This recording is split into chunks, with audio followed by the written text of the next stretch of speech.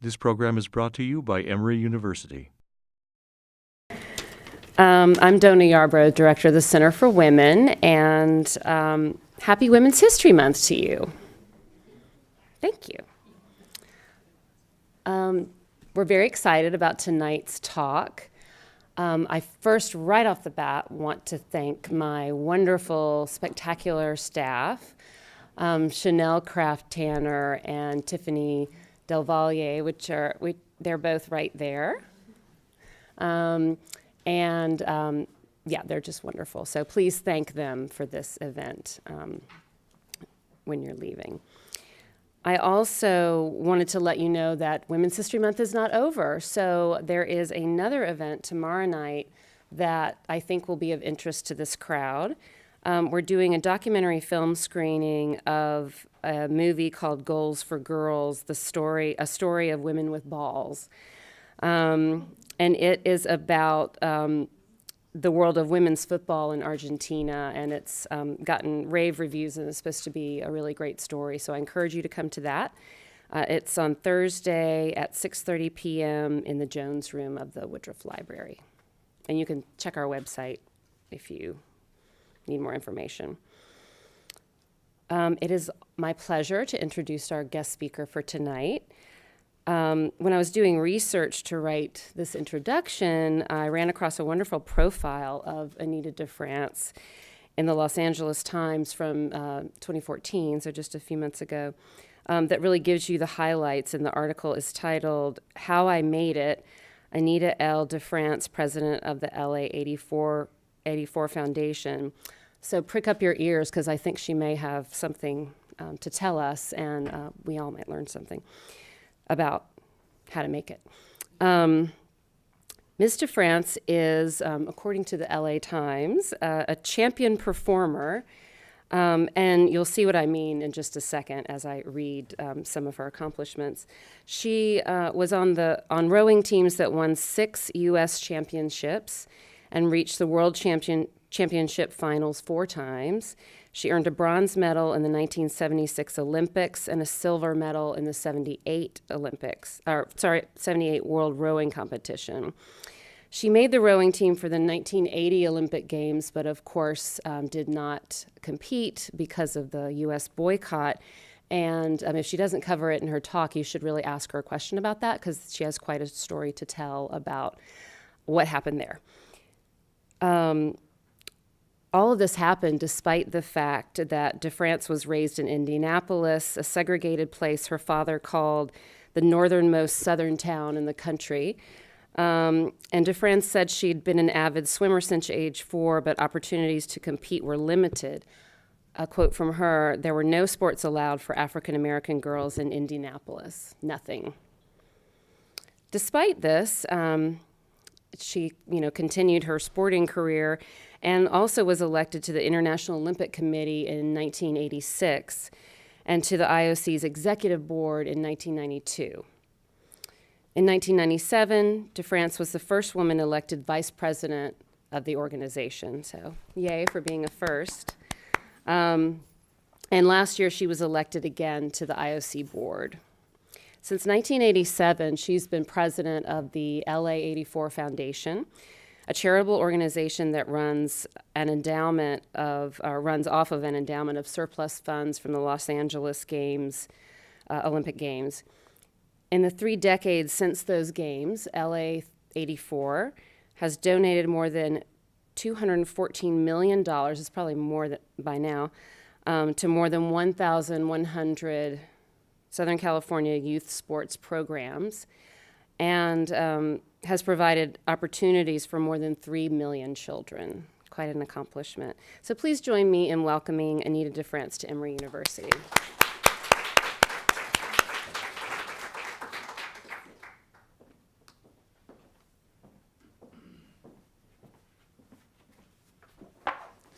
Well, thank you very much for being here and giving me the opportunity to share some thoughts from you. I have a lot to say, so I might go a little faster than I should.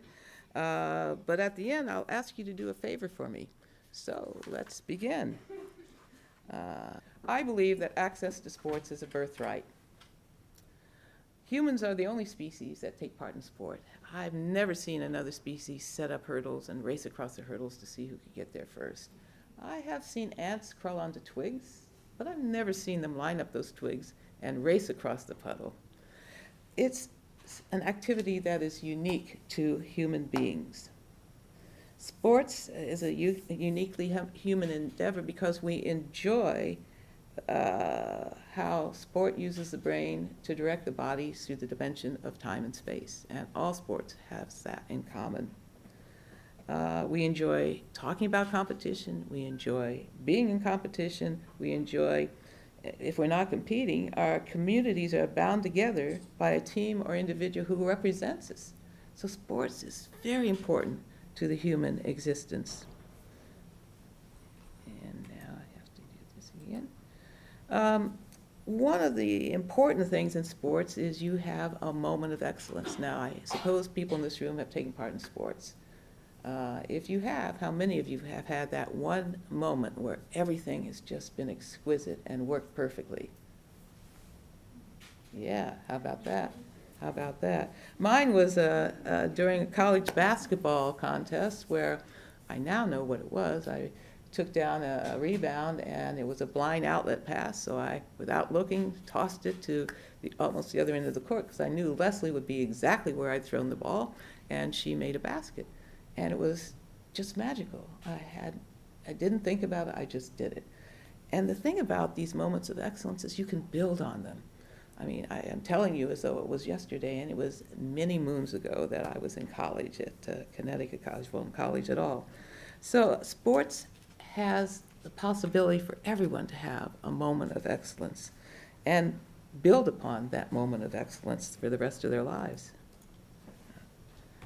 Which I need to do right here. Okay.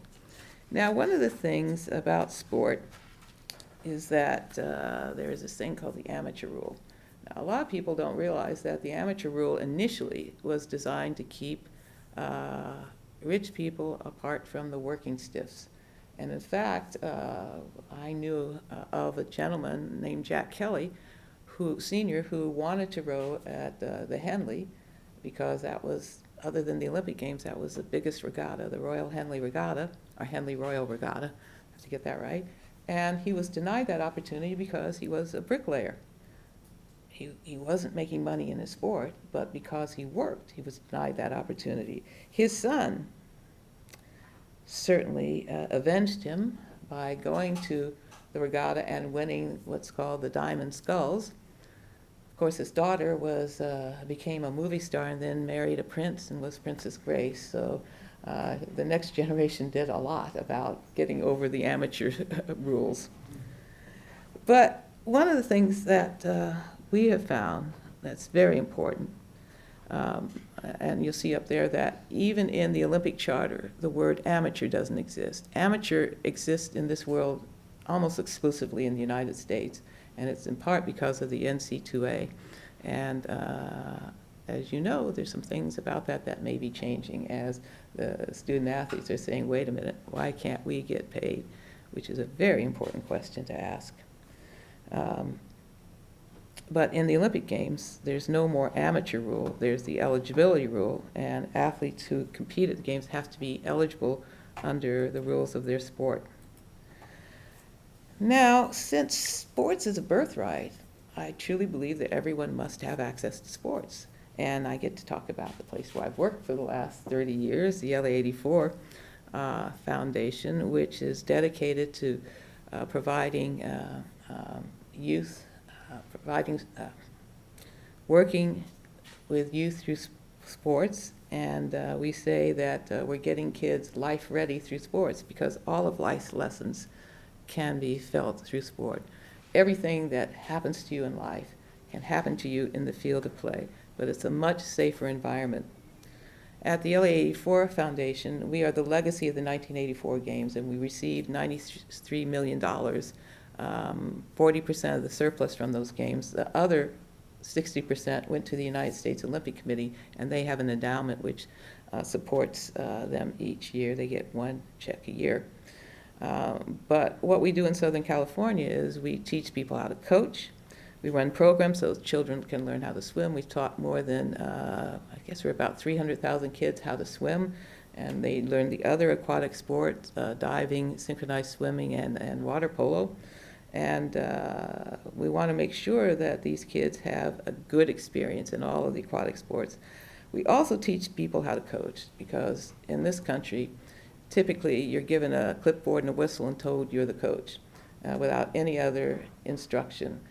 In other countries where sports is a part of what the federal government offers, they have schools where you have to learn about being a coach before they put you in front of kids, which I think is a very important thing. We also have seminars on issues of importance in sports. In 1989, after the 88 games in Seoul, and of course, you guys might be too young. This is always embarrassing. When now I'm going to forget his name, the gentleman from Ben Johnson, how could I forget his name, was found to have doped. He had won the 100 meters, in the men's 100 meters, and it was the first time a high-profile athlete had been caught at the games. By the way, he was celebrated in Canada as a great citizen, and the day that he was found to have doped, he was suddenly from Jamaica. I don't know. Go figure. Anyway, we had a conference on steroids and produced a magazine called Sports Devastated, with permission from Sports Illustrated. And it was a great conference where we heard from one man who had been a part of developing steroids and what the purpose was.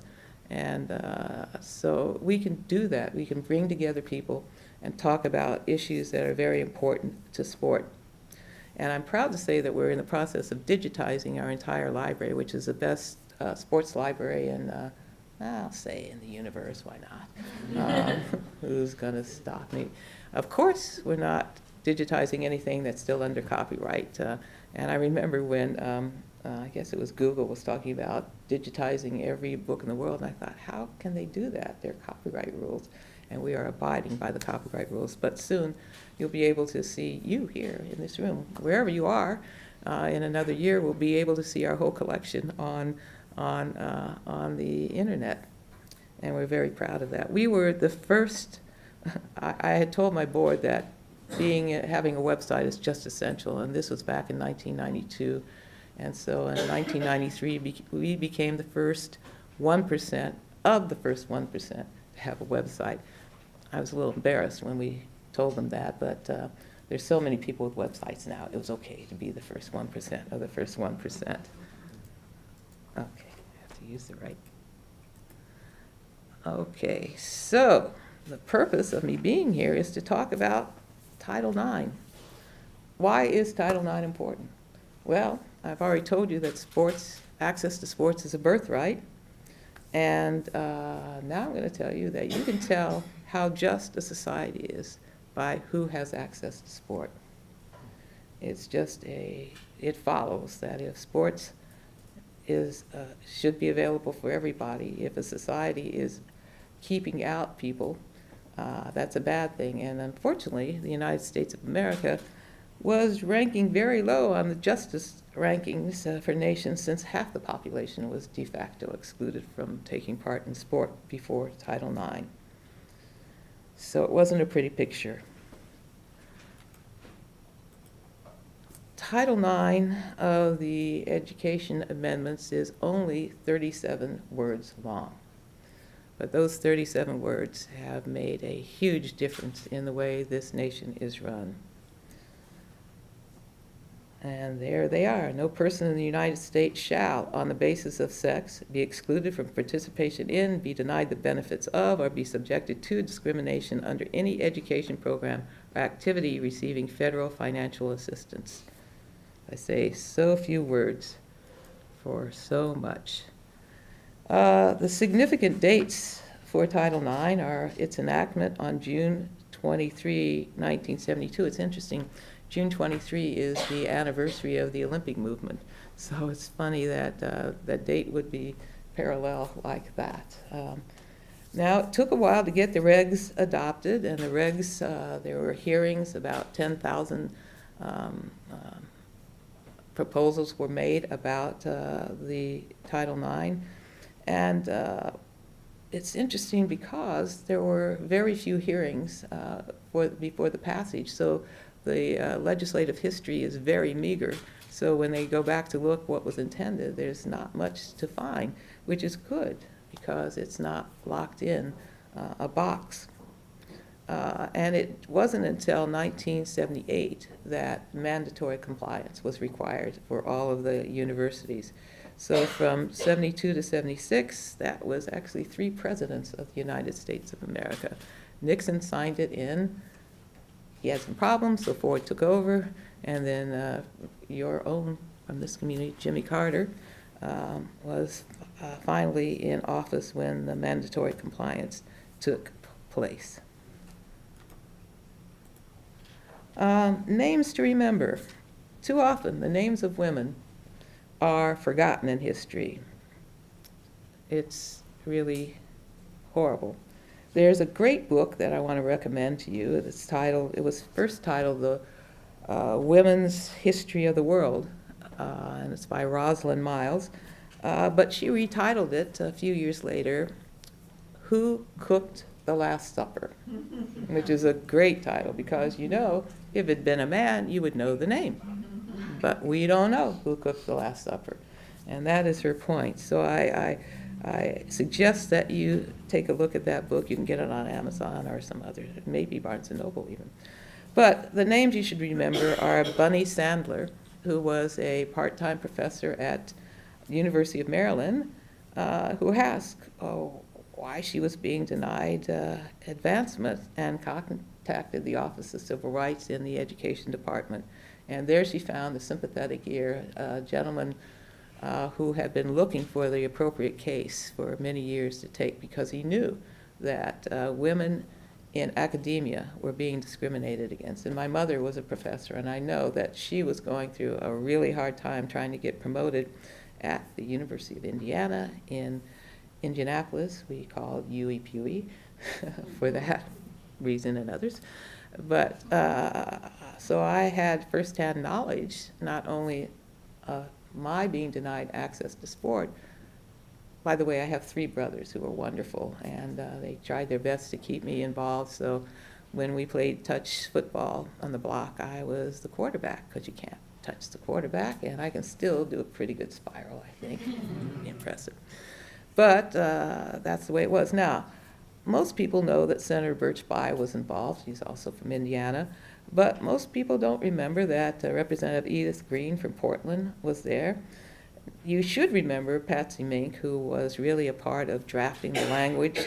And I'll tell you that, I shouldn't say this, but Edith Green actually voted against it when it came up on the floor because she wanted some other stuff done on busing, but she later supported it, although she'd been an early person who was on the team. But Mink wrote early drafts of the legislation, and now the act is called the Patsy Takemoto Mink Equal Opportunity in Education Act. So Title IX is shorthand for that much longer name. But please remember the names of women because they have been very important in legislation and in every part of life, but their names are often not known. And again, the early focus of Title IX was on helping women get promoted in academia. I didn't mention a word about sport when I read out the language of Title IX. It didn't exist. And only at one hearing, one of the men at the hearing made a joke about co-ed football. Everyone laughed, and that was the end of the hearing. But things that have to do with federal funding are throughout education in our nation. So Title IX was off and running.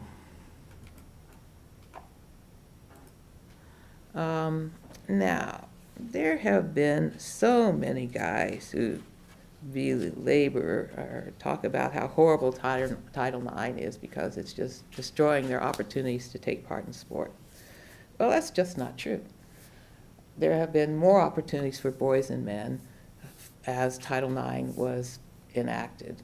Of course, the opportunities for women, where it took off like jet fuel, from 30,000 to 193,000 since 1992.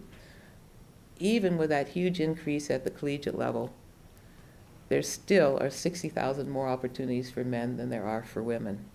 I don't know why. I do know why that is, because there's never enough money.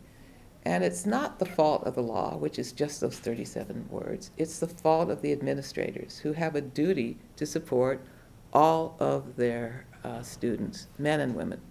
You both pay the same tuition. Maybe some have scholarships, but it's the same for everyone. And yet, you're not getting the same opportunities. And that's part of what Title IX was designed to help. And at the high school, you know, there are now 3.2 million girls who are taking part, but there are 4.5 million boys taking part. So guys, you have not been disadvantaged by Title IX. So be supportive. Stop doing all this litigation. And there is enormous amounts of litigation around Title IX. And for you to learn more about that, I didn't want to talk about it because it's just every year there's something different. Someone tries to attack it, and don't get me starting about football. For a very long time, football was trying to carve itself out of Title IX because, after all, it's a revenue sport. Know this about football. There are only 25 programs in this country that take in more revenue than they have expenditures. But they all consider themselves revenue sports. You have to ask the question, is there a balance to that revenue? And of the 400 programs there are, only 25 really have revenue more than expenditures. So where can you learn more about it? Or if you have a case to bring, the Women's Sports Foundation, which was created by Billie Jean King back in the early 70s. I don't have the date, but it's probably on their website. And the National Women's Law Center, which is in Washington, D.C., and they handle litigation and lobbying, and they have been on this for a long time, and they do a great job. So if you want information or advice, those are the two great places to look.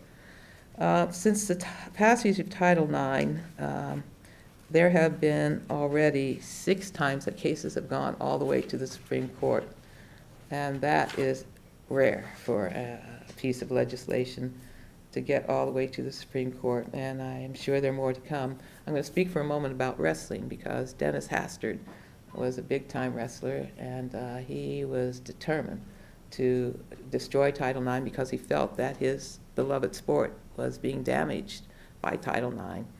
Well, lo and behold, wrestling was deleted from the Olympic program because the chairman of the International Federation had done nothing about having athletes involved in the sport. They'd done nothing about having women involved in the governance of the sport. They'd done nothing about making the number of opportunities in the sport come close to equality with the male athletes. And so the International Olympic Committee's executive board said, okay, among all these sports, which one has the least to offer? It was wrestling. And they panicked, needless to say, because that's a horrible thing to be taken off the Olympic program. And lo and behold, they found women who could be on the board. They found a better way to score the bouts so that you could understand what was going on. They, of course, booted out the other president. They realized that the NCAA wrestling programs for women were very important to them. And since that time, there hasn't been a single suit filed that I know of. I've been watching this because I think it's quite amusing how important it's become to include women when your life on the Olympic program is troubled. So we've been talking about the U.S. of A. One of the things that was very important to Olympic sport was the passage of the Amateur Sports Act of 1978. It's now the Ted Stevens Olympic and Amateur Sports Act of 1978, because Senator Stevens was very much involved with making sure that athletes would have a chance to have their say and be involved in it and have a fair chance. Now, what was this about? There was a pitched battle going on between an organization called the Amateur Athletic Union, which you may know from Junior Olympics, because That's all they have left. They lost the battle. They had been the governing body for, I think there was a fight over wrestling against the NC2A and the AAU wrestling, but they were the governing body for track and field and swimming and a host of other sports. And under Gerald Ford, a commission on Olympic sports was created, and luminaries went out to look at all of the different sports and to find out what was going on. And they came back and they said, each sport has to have a vertical governance so that they're looking at that sport and doing their best for that sport. Because, you know, if you're doing wrestling and track and field and swimming, how do you do a good job? You don't. So the Amateur Sport Act ended the war between the AAU and the NC2A, and unfortunately the AAU is kind of out of business, save for the Junior Olympics. And they're very happy. They're in Orlando, Florida, and they get support from the happiest, second happiest place on earth. The first one, of course, in Southern California.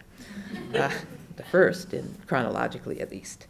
But that was a battle where athletes were being sanctioned for competing in an activity that was put on by one of the other groups, and then they couldn't come back to the group they were with before, and it was just ridiculous.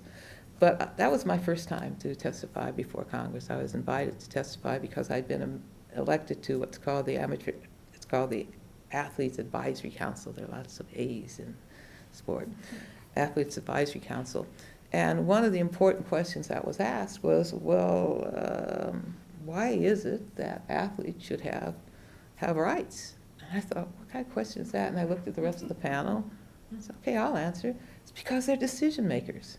Athletes have to make so many decisions on the field of play, in getting to the field of play. Their lives are bound with making decisions to do better in competition. So it's absolutely logical that athletes should be decision makers. Athletes at the Olympic Games there was a time when people thought of the 14-year-old gymnast. By the way, you have to be 16 now. You can't be a 14-year-old gymnast. And the divers, who are very young, but the average age of Olympians is actually 25. Now it might be a little bit older, but back when this was passed, the average age was 25. So they're not these little children. These are people who make life decisions in order to compete, because in this country, especially back then, there was little sponsorship support, not a penny from the federal government, and that is true to this day. They support the Paralympics sometimes, but the Olympic Games are not a part of the budget of the federal government, nor any state or local government that I know of.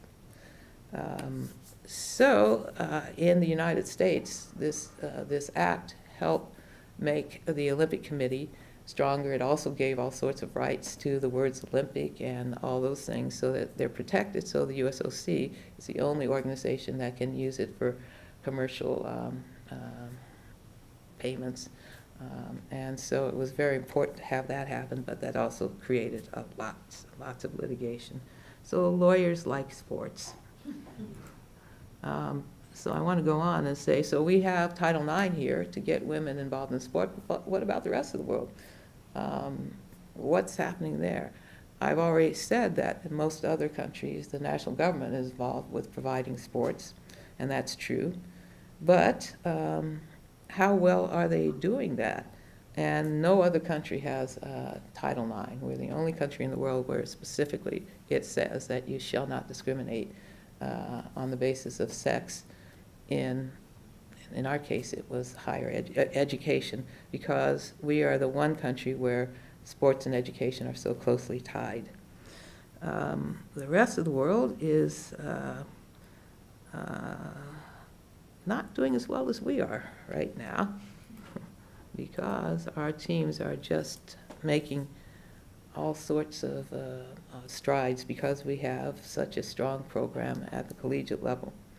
Now, the International Olympic Committee, and I, as you know, or you were told, I became a member in 1986, and back then I wasn't one of the old guys, and I'm still not an old white guy. So there is a little bit of diversity within the membership of the IOC. But, you know, I am grateful for the old white guys because they kept the Olympic movement alive. They gave of their time and energy. They were not paid. And back before 1980, when a check arrived from the LA Olympic Organizing Committee of $20 million, which wasn't cash for a month, because they weren't used to having money, or else they lost the check, which is more likely. But they didn't cash it, and the interest over that ran the cost of staff for nearly a year. That was back when interest was like 20%. So we were very happy that they didn't cash it. But after we had the Centennial Congress in 1994, they decided that it was time to increase participation by women because it was pitifully low.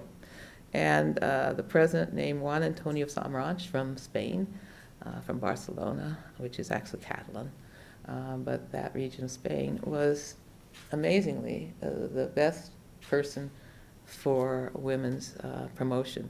He was the first IOC president to have women elected, and he was committed to increasing the numbers of women involved in sport.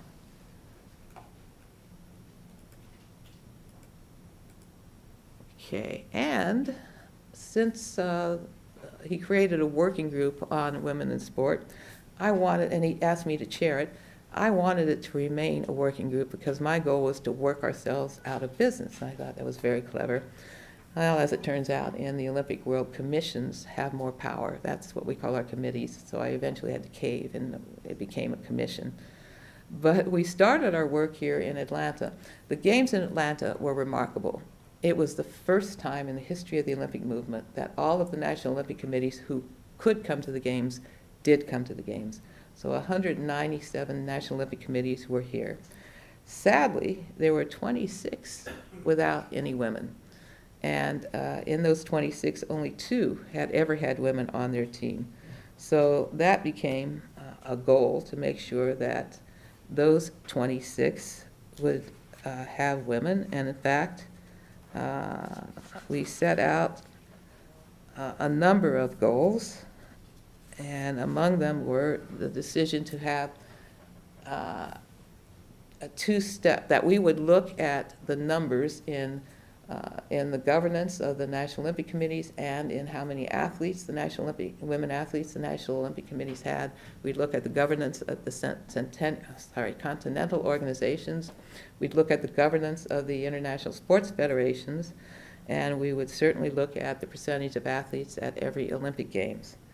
And our goal initially was to have at least 10% of the governing bodies, including the IOC. We also looked at the IOC, which for a while was remarkably slow at meeting its own goals, embarrassingly so slow.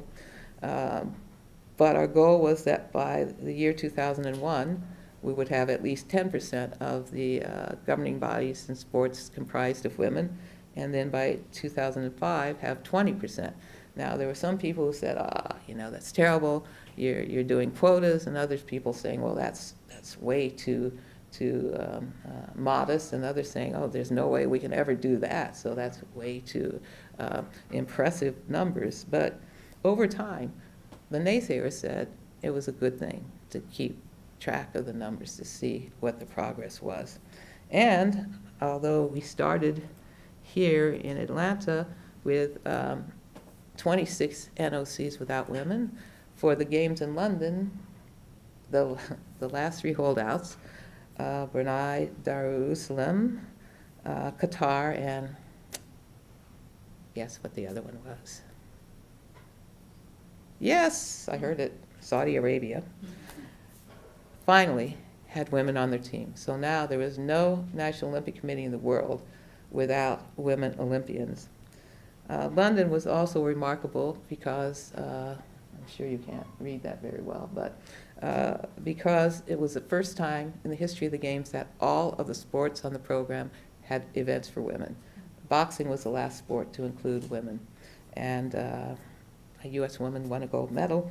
There were only 3 weight categories, which is pitiful, but they'll have to have more. The problem is that because we had to limit the number of athletes in each sport, in sports like boxing, in order to make opportunities for women, they had to take opportunities for men.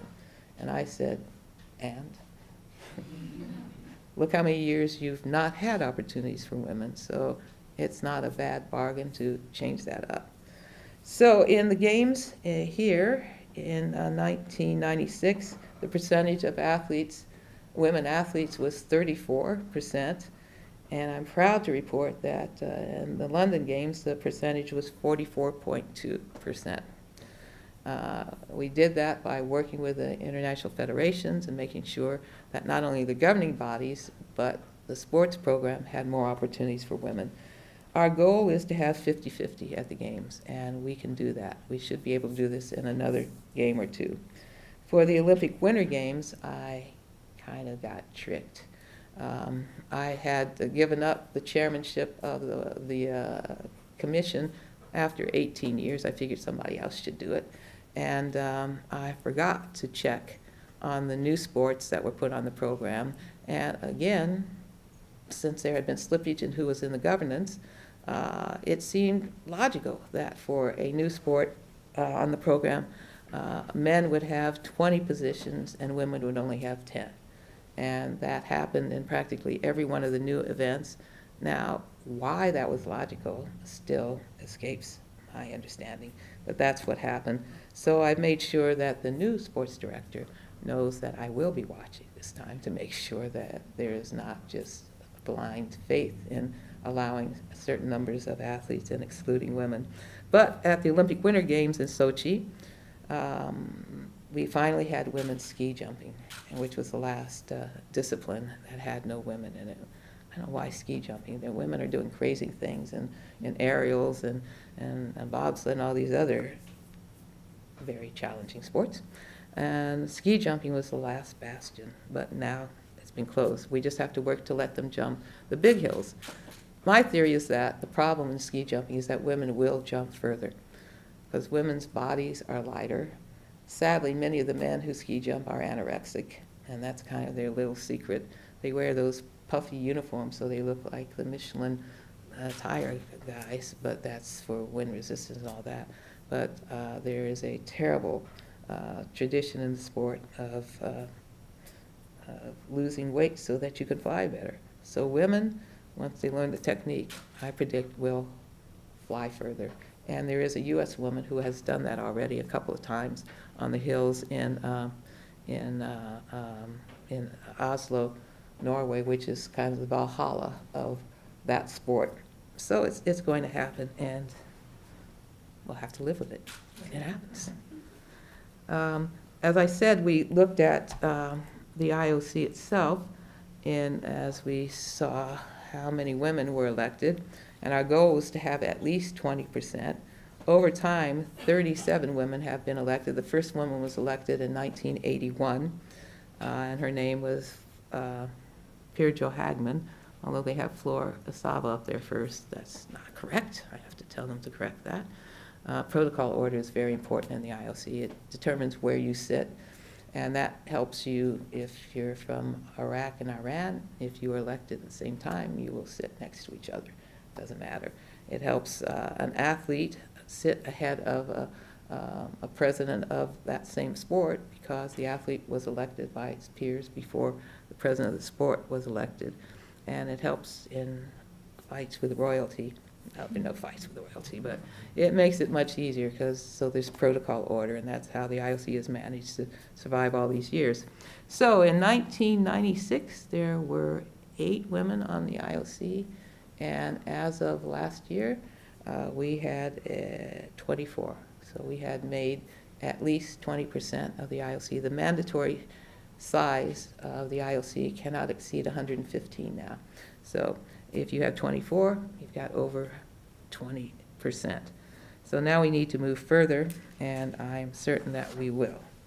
Because as you probably know, in the US and other places, they've done research and they found that boards of directors that have both women and men do better jobs than single-sex boards. And that's what we are in the IOC. We're the boards of director. Oops, I want to do a better job of spelling, but I get to reference the place where I work again as places where you can learn a lot about sport and certainly the International Olympic Committee. These 2 websites can tell you a lot, and you may find it somewhat challenging to use the Olympic.org. It'll give you an idea how different cultures put together websites. Is that enough to say? I see some people here who know what I mean. It is the hardest website to navigate, I think, in the world, but a lot of good information. So you've heard me talk for quite some time. So now I'm going to ask you that favor I mentioned. I want you to find the oldest woman or man that you know and take your cell phone, which used to be a phone, but does all sorts of things now, and do an oral history with that person. Because there's so much we can learn from those who've been here longer. Stories that you can't even imagine. You may have known this person all your life, but you've never talked to them this way. And if you do that, you will increase the respect that we have and increase the knowledge. I got to know all of my grandparents and all of my great-grandparents, which is unique. And I do remember my favorite great-grandmother, Grandma Lucas, who was about yay tall, but was the strongest woman I ever knew. And I asked my mother once, how come she spends her work job cleaning other people's houses and ironing and washing their clothes? Why does she do that? You know, Mom, you're educated, you went to college, and why is Grandma?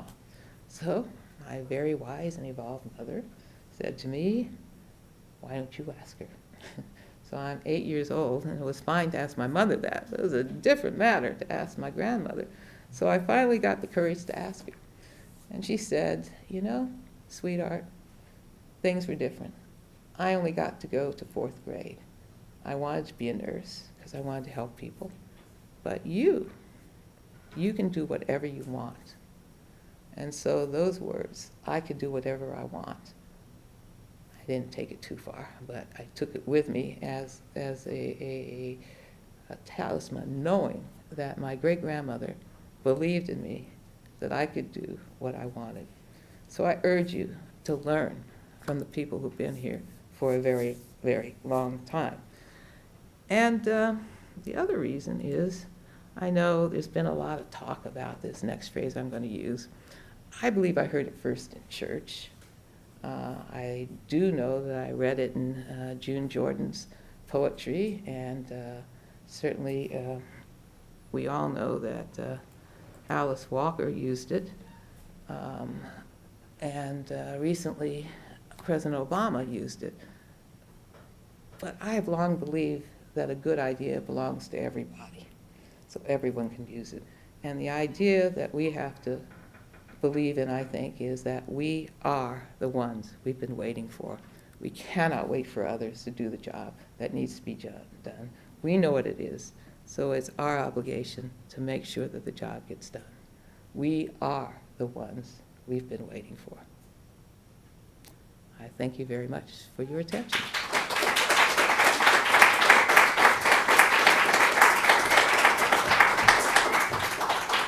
And now I'm happy to take any questions that you might have. Oh, she would like to that say. we have time for some questions, yeah. Yes. I'm curious to know how your Olympic Committee in Los Angeles may have such a surplus when typically we hear recent Olympic efforts in different cities around the world is gigantic debt. Okay. Let me first say that the debt comes only when there is capital construction. In Sochi, you heard probably that it cost $51 billion for those games. Well, why on earth would anybody spend $51 billion for 2 weeks of sport? No one would do that. What they were doing is going from 0 to 100% in 7 years. They had no winter sports. They had built their winter sports facilities in one of their stands when they were the Soviet Union, and so that stuff is all in that stand. In fact, it's in Kazakhstan. And they had nothing. So when they bid to host the games, we knew that they had to build everything. And we just did not manage that information properly. We should have kept saying that they're going from 0 to 100% in 7 years. And we don't really know how much they spent, because you don't know how much a government spends. But it certainly wasn't because of the 2-week sport event.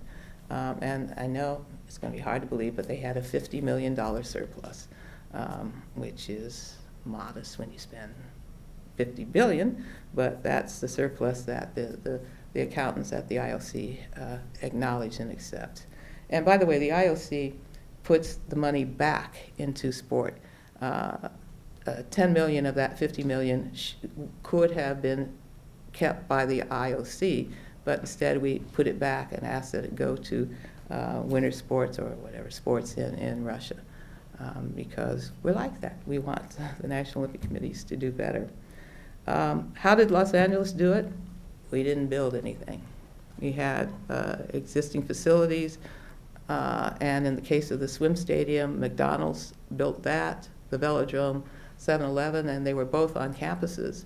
So those campuses took the responsibility for managing it otherwise after the fact.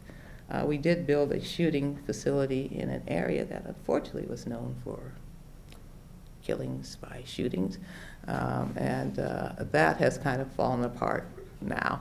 Yeah, it was a little embarrassing during the time, but what do you do? I'm not going to say the name for that reason. And it wasn't who you're thinking. It's a different city that we know in Southern California. But we really didn't have to build anything.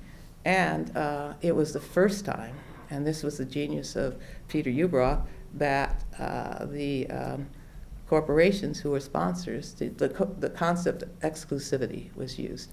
So that Coca-Cola, who had been a sponsor for a long time, but this time they had to pay what was big bucks. It was $10 million, not $200,000. So the sponsorships were for big amounts of money, and we budgeted poorly. We raised $750 million for an event that cost only $550. But there was a $100 million swing with the television rights if they hadn't met a certain percentage of viewers. We would not have made $100 million. That was in the contract with ABC then. All of that has changed. The IOC now actually produces the world feed instead of having the host broadcast by a local broadcast company. So that cost has gone away too. So the IOC absorbs that cost. So it doesn't have to cost. And the capital construction, it's not really a debt. It's people are using. The Montreal was the famous one on this continent, and two things happened. The mayor loved this architect who was French, and the designs, and they couldn't produce the thin shell concrete designs in Montreal, so they actually flew parts of the stadium from France to Montreal, which did not make the unions happy, needless to say. And so there were other issues, so there were cost overruns. But the subways are still there. The ones that we took in '76 were brand new, still work. So again, the actual running of the games did not go into deficit. It was the capital construction. And we didn't have to build anything, so we were much better off. Sorry it took so long answering that one.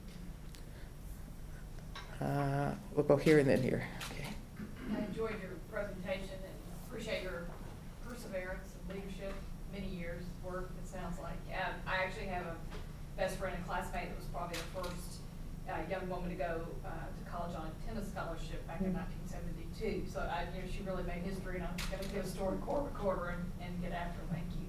My question is sort of related to women have different strengths and different body types, and as we talked about sporting, and I didn't even realize women were boxers, so that's good for me to learn that. But you probably watched a little bit about what's going on in the military and the special forces of the Marine Corps, and the women that have to carry 105-pound packs, and they're only 102 pounds, and they have to do the same type, And I was just wondering if you have a balanced perspective or comment about just the way the Marine Corps is not budging at all on their expectations that a 102-pound woman has to do exactly what a 250-pound Special Forces Marine Corps person in order to qualify.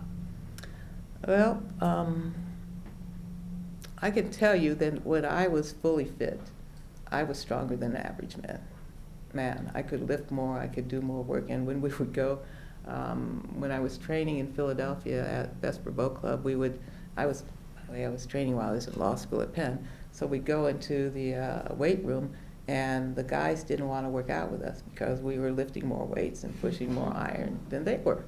Because if you're focused on what you're doing, it's up to the individual. It's kind of hard to imagine a 100-pound person doing the same as a 200-pound person, but it's not from my imagination. It's the individual who wants to do it and rise to the occasion if she can. And you know, we are one of the last nations in the world to respect women in combat. Other nations have had them for a very long time. And so it's new to us, but it's not new in the world.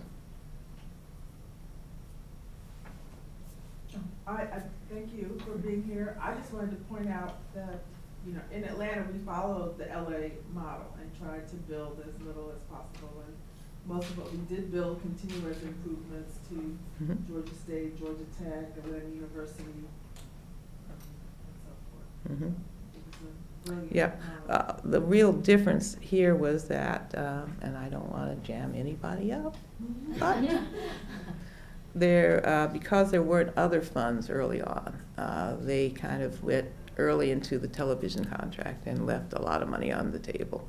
And that money probably would have been a larger surplus, I guess. I think we're reporting that it was break even, and that included that about $120 million went to the U.S. Olympic Committee, because when the games are in the U.S. Olympic Committee has to give up some sponsorship rights in order to, because they're partners with the organizing committees. So the USOC insisted on having at least $120 million come out of that. So if the USOC hadn't insisted on that, it might have been better. But they need it because there is no federal support for the athletes. And so unless the money is raised, it doesn't exist for the athletes to learn how to compete and to go places. So, but you guys did a good job. But if you waited a little bit longer for the television contract, it might have been even better. That's what people were saying at the time. Who knows what the truth is? Ms. DeFrantz, I have a question that may be a little uncomfortable for you. What is the basis of the power and the clout that IOC members have? Whatever the IOC as a body wants, it usually gets done. And when IOC members want something in amateur sports,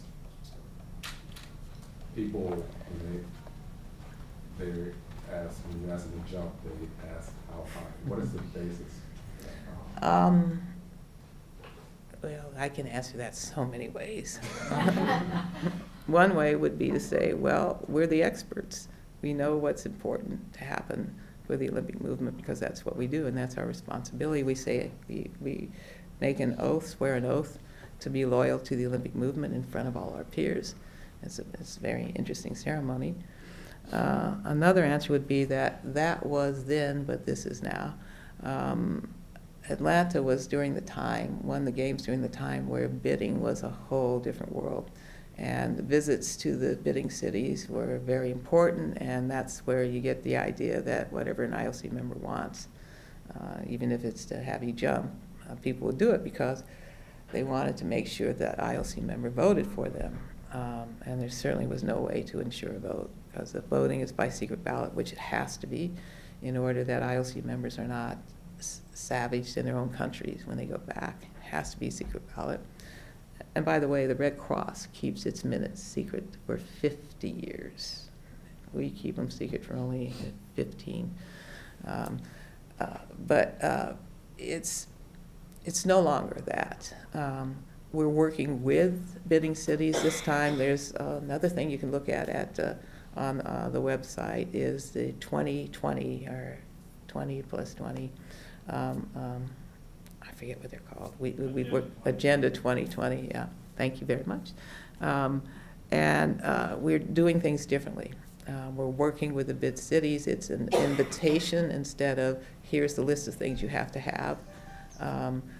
We don't visit the cities anymore because it was just uncomfortable. I mean, I remember, we usually had a city bidding, so I would need to reciprocate and visit the other cities and also pick up intelligence if I could. It was uncomfortable because at one time I realized that I couldn't say, oh, that's really pretty, I like that, because next thing I know it'd be in my room. And I didn't say I want to have it, I was just commenting on it.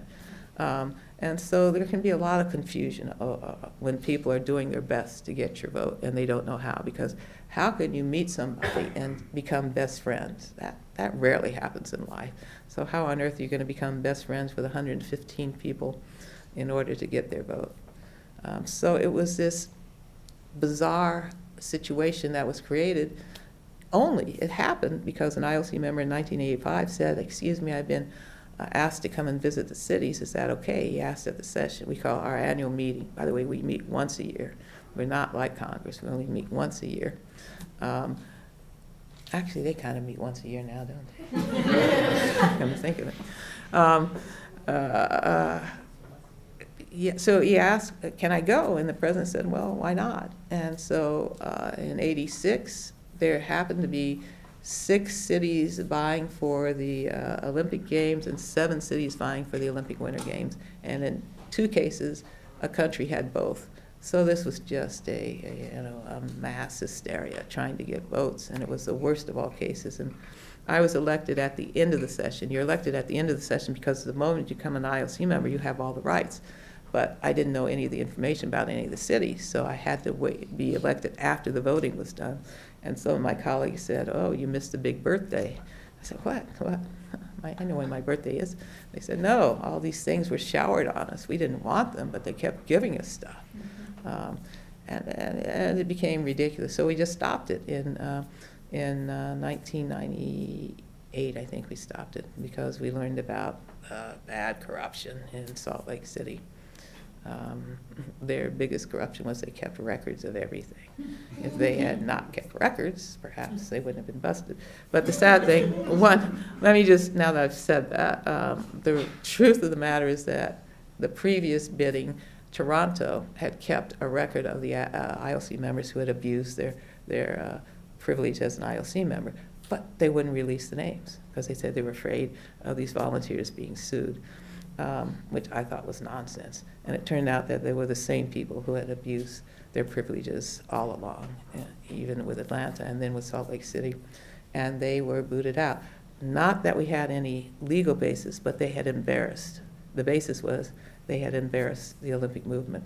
And it was a horrible thing to have them make their case after they had been adjudged, and there was a report on what they had done wrong, and then they tried to convince us not to boot them out, and they were all booted out. So we're different than we used to be. That's my answer, I hope. And there are more athletes who are elected by their peers. Yes, all the way in the back. So I have a question. So you and I will appear in a documentary about the 1936 Olympics. And so I wasn't there. Well, not appearing as athletes, but talking heads. So my question for you is, why is it important to study sports? Well, for so many reasons. I think that we have not done a good job of understanding sport and how, again, the body is directed by the mind and into that zone of excellence. If we could learn how you get to that, maybe we could do better at all things in life. Politically, if you learn about the mistakes were made, by the way, the IOC did not elect Berlin under the Nazi flag. Berlin was elected well before anybody knew who Adolf Hitler was. And once we elect a city, we don't change unless there's an impossibility. And sadly, the one city that changed was Denver when they said, oh, well, that thing about the '76 Olympic Winter Games, we were just kidding. So you can have them back. And that was like 2 years before, so they went. Fortunately, there was a city that could do it, but that's a memory of the IOC. But you learn so much about history and what goes on. I got to interview a woman who competed in the 1920 games, and she was still kicking. She rode her stationary bike every day, and she told me how her parents allowed her across the country to New York, where she took a boat to Europe and competed. And she told me this great story. She was a diver, how they had built the diving platform at the wrong end of the pool. So you were up on the platform, you couldn't see the pool. You just had to believe it was there because you couldn't see it because of the way they built it. So just wonderful stories and understanding how people interacted with one another during the boycott years. The fact that the games were not taken from the United States, the 84 games were not wrested from the United States after the boycott of the 80 games in Moscow was amazing. And the people from the Eastern Bloc supported keeping the games in Los Angeles. Now, how do you do that? Well, they were dedicated to the Olympic movement and the person making sure that the games continued, even if their overseers back home would have wanted them to do something differently. It's important because it's about people coming together and respecting one another. My first time at the Olympic Games and living in the Olympic Village was just incredible because I was living in a community where everyone was successful. They had all been selected by their nation to represent them. It was a beautiful place. People came in all shapes, sizes, both sexes, and you could sit down with anybody and have a meal. And inside the Olympic Village, countries that are sworn enemies would sit down and have a meal together. North and South Korea always ate together here in Atlanta. Nobody outside of the village knew that, but I saw them every day eating together. So it was originally a peace movement, interestingly enough, and many of the people who were the first IOC members were a part of the peace movement. And even there was a woman who was, I'm going to forget her name now, I'm so sorry, but her name was on the list of promoters of the first meeting. It said Baron, but the Baron had been dead for about 15 years, so it had to have been the Baroness, who was the woman who was secretary to Albert Nobel. And once he died, thank you. That's her name. Precisely, thank you, scholar.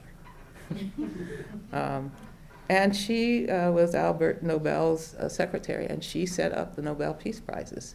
And in fact, there was actually one of the IOC members was the son of a famous women's rights advocate in the U.S. So it was the people who came together for the Olympic movement believed in peace, as I do. And although we don't talk about it all the time, you might have seen that Secretary of State Kerry was in the Olympic Museum because in these talks that he was having with Iran, the press conference was actually held at the Olympic Museum, which was really nice for us to be able to do that.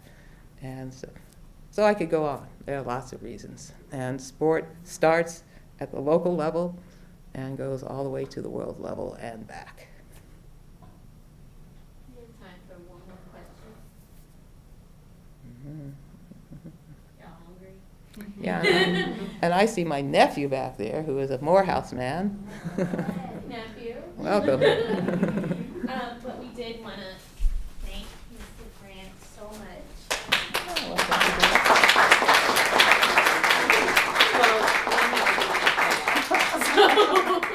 But thank you very much. And we want to invite all of you to a reception that's happening in the living room right next door. So as we trickle out. And then per her request that we record our stories, I will let you know that on Friday, we do have a StoryCorps booth at the Center for Women. So if any of you do know someone that you want to bring in, please let me know. We have a few more slots available, and we're trying to fill them by tomorrow. So if you actually know someone, we'll be there.